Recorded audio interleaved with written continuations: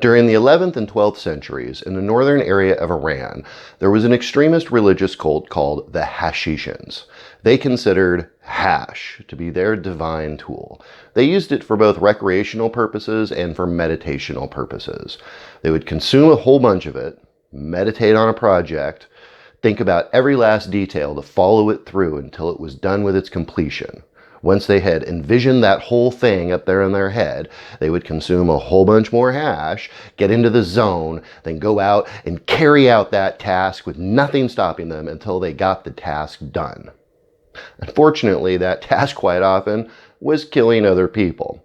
They were so adept at their job that their very name was used as a threat on a regular basis. Do as we say, or we will send the Hashishans after you. This became a very common blackmail threat. Ultimately, the Hashishans were destroyed by their neighbors. They were wiped off the face of the planet. However, they were so adept at what they did, they lived on in history and they left their mark forever. The legend of them continued to be used as a threat to coerce people into doing things. Ultimately, though, without anyone around who actually knew how to pronounce the name, because there were no Hashishans left, the name morphed into a word we now use: assassins. So the original assassins were actually pothead Hashishans. It's good that this word has morphed, because now we like to use the word Hashishan more to describe the artisans who bring us fine quality hash, someone like Frenchy Cannoli.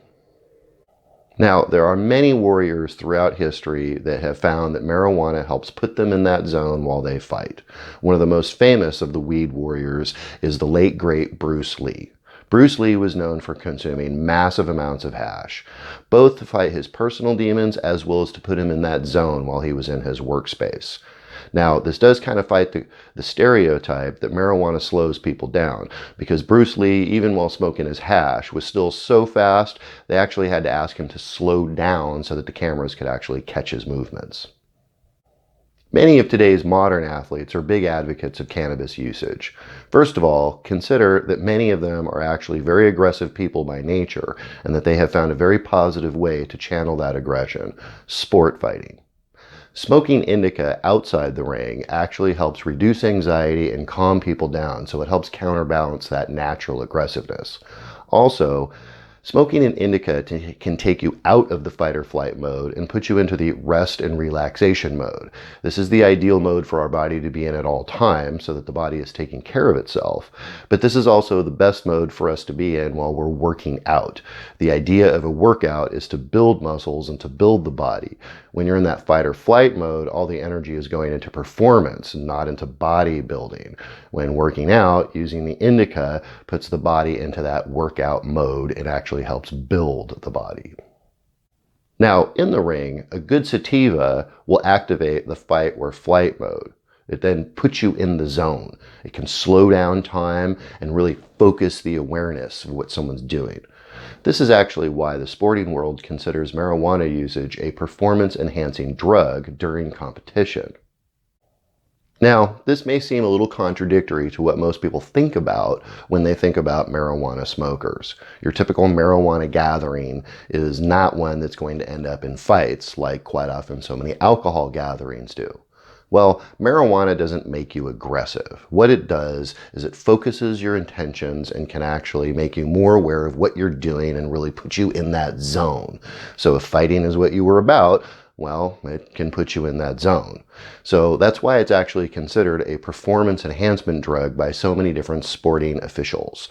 Whether it be in the fighting ring, or if it's on the basketball court, or out on the football field, it can actually make an athlete perform much better. Unfortunately, it's difficult for them to be able to tell whether or not someone is under the influence. I do understand that there is a lot of development going on for that DUI test that's going to be able to tell us when someone is actually under the influence. That's going to be huge when that comes down the pipeline, because it's going to change so many things. Everything from being able to understand if someone is driving under the influence to whether or not they're fighting under the influence. By the way, when you hear about that product coming out, that would be one of the best investments to jump on. It'll be huge. So the marijuana Fight Club ninjas of today, they aren't the Hashishin assassins of yesterday. They are my friends in the MMA and all the other athletes out there, whether they be professional or hobbyist level, that are using marijuana to help them get into the zone. I hope you've enjoyed this segment. If you did, please press the like button, subscribe so you can get my future videos, and please share this with someone who you think may find it enjoyable. My name is Derek Baker. This has been CBD with DB. Thank you very much for watching.